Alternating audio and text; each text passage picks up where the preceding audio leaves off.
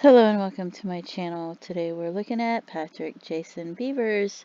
He went missing in 1997 from Jerome, Idaho.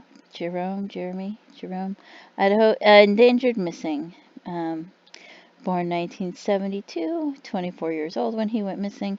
5'10" to 6 foot, 180 to 250 pounds. Unknown, but he usually wears blue jeans and a blue denim vest. Beavers. Patrick, we'll just say Patrick, has attention deficit hyperactivity disorder and he may be suicidal. His eyes are photosensitive and he may wear dark tinted wraparound sunglasses even during the evening hours as a result of his condition. He may suffer from retinitis pigmentosa, an incurable eye condition which results in vision problems and eventual blindness.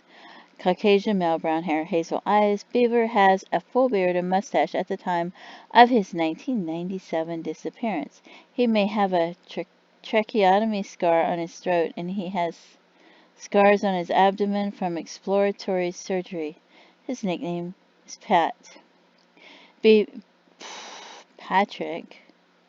Patrick was last seen in Jerome, Idaho on April 3, 1997. He had been drinking alcohol shortly before his disappearance. He cut up his identification cards and walked out of the house in the middle of the night. He never returned. It was snowing that night and the temperature was well below freezing.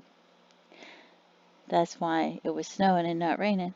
Beavers wasn't wearing his coat when he disappeared. And he also left behind his wallet, his tax forms, and his rifle. Patrick has never been heard from again. He previously lived in the San Jose area of California and he may have been en route to Austin, Texas or Amarillo, Texas after his disappearance. His father lived in Texas. He left a farewell note behind reading, "My will. Mom gets everything. Sorry, but my time here is up. Love you all. No blame except my own." In spite of what the note said, it's unclear whether Patrick took his own life. There's a history of suicide in his family. His maternal grandfather and great-grandfather both died by suicide. His mother initially thought he might have left of his own accord to travel around the country, possibly by hitchhiking, but she began to question this theory as time passed without contact. Patrick is widely read and an avid long-distance hiker. At the time of his disappearance, he had the habit of working long hours for a year or two and saving money, then taking several months off of work to read and study subjects of interest. His mother describes him as a gifted underachiever.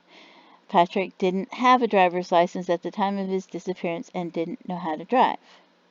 His case remains unsolved. Texas police are assisting the investigation. So either he committed suicide because he left a suicide note, or he went hitchhiking with no coat on, and I don't know what happened to him because they've never found any human remains for him. And I don't think I saw any John Does that fit his description. So, and that's from the Charlie Project, and this is from the Doe Network, and the Doe Network pretty much says the same thing. Male, 5'10" to 6 foot, brown hair, hazel eyes, the scars, scar on abdomen from appendix being removed, wore full beard or mustache, has been diagnosed as antisocial, tends to avoid people in most situations, may be suicidal, has visual perception problems, has to wear dark wraparound type sunglasses due to light sensitivity, even during the evening hours, has attention deficit hyperactivity disorder, disproportionate upper to lower body ratio, smokes expensive cigars and drinks scotch. However, he does not frequent bars. He is a loner who enjoys reading and long-distance hiking. Dentals available, fingerprints not available, DNA available. Shoe size 9.5. He may wear black coat, jean jacket, blue jeans, and denim vest. See, I like that. Shoe size 9.5. Because, if they have a Jane Doe or a John Doe, it would be helpful if they said pant size, shirt size, shoe size, things like that. He may wear black coat, jean jacket, blue jeans, and blue denim vest. He frequently wore Hanes t-shirts, flannels with a pocket on the front, pants size 36 by 32 or 38 by 32, jeans mostly Wrestler, Wranglers, or dress pants. I love that they put so much information, because if you have a John Doe, it makes it so much easier to say, oh, this is what they were wearing. Patrick Jason Beavers, also known as Pat, disappeared sometime between the evening of April 3rd, 1997 and the morning of April 4th, 1997. He left a goodbye note, which could be taken as a suicide note. He had been drinking hard alcohol and cut up his identification. He left a note and walked off in the middle of the night after having a disagreement with his stepfather about his being unemployed. It was snowing. Patrick usually carried pepper spray on a chain and a multi-purpose pocket knife. He did not know how to drive. An extensive search was made the following day of the canyon and surrounding desert area. Prior to the disappearing, he had purchased new camping gear and clothes that he did not take with him. So now I wonder if something happened when he got in a fight with his stepfather. And I'm thinking, did he bury him under the house? But no. I don't know. He could have went and committed suicide. He could have went hitchhiking and something could have happened to him.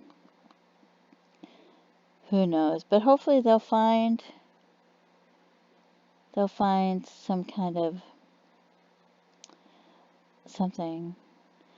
It would be wonderful if he's alive and well somewhere and but it's not looking promising because it's been a lot of years. So hopefully they can find something, some kind of John Doe that fits the description, and get the case closed so his family and his loved ones can have closure.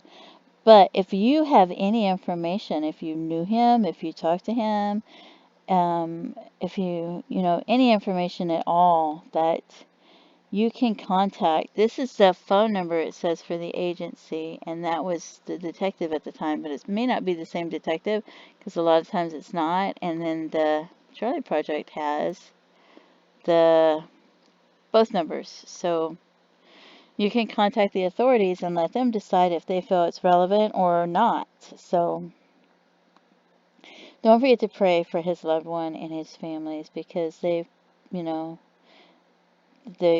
him, they love him, they're worried about him, and they want him to be okay, and they want to have closure and know what happened to him, because it's very sad not to know. So thank you so much for tuning in. Have a great day. Bye-bye.